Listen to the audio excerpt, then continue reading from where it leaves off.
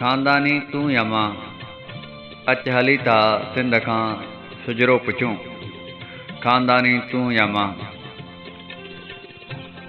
मुंहिंजा वॾा हारी हुआ, कुंभार हुआ, लोहार हुआ, राजा हुया, वाढा हुया, जहांगी हुया, झूंझार हुआ। कल जॾहिं हिन देस ते मांगर मिड़िया, मुंहिंजा वॾा गॾिजी विढ़िया।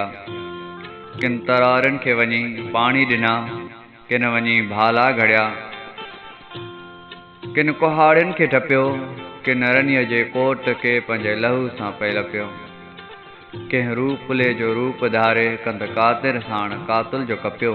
कंहिं वरी होशू जियां दाव हर दुश्मन संदो पंहिंजे जोशनि ते जपियो। तुंहिंजा वॾा भोतार हुआ, रईस हुआ, खान ऐं सरदार हुआ। जिन गासिबनि जे घर लॻल घोड़नि संदियूं मेड़ियूं लिॾियूं। कुछ थी खिली तन खे हयां पए खरखरा। मारियुनि जूं तन कयूं पए मालिशूं। कंध कदमनि ते रखी कल कयूं पए कुरनिशूं।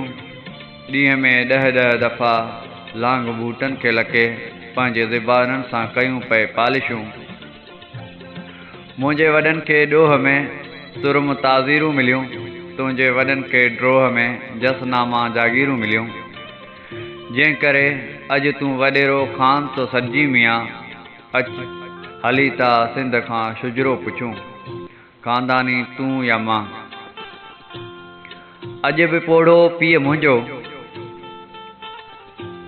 अॼु बि पोढ़ो पीउ मुंहिंजो, हर में हिकिड़े हथ सां धरतीअ जो सीनो थो सहकाए सघे।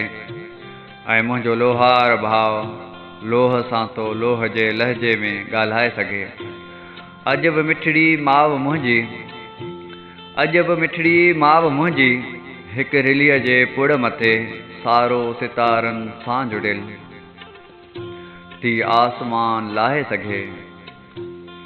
ॻोठ में अॼु पिण हुलनि थियूं ॻाल्हियूं, तुंहिंजे बि शादीअ सिवा 7-7 सुरीतूं पालियूं। तूं ख़बर कहिड़ीअ मंझां, तूं ख़बर कहिड़ीअ मंझां, तूं ख़बर कहिड़ीअ मंझां। अच हली था सिंध खां सुजरो पुछूं। खानदानी तूं या मां।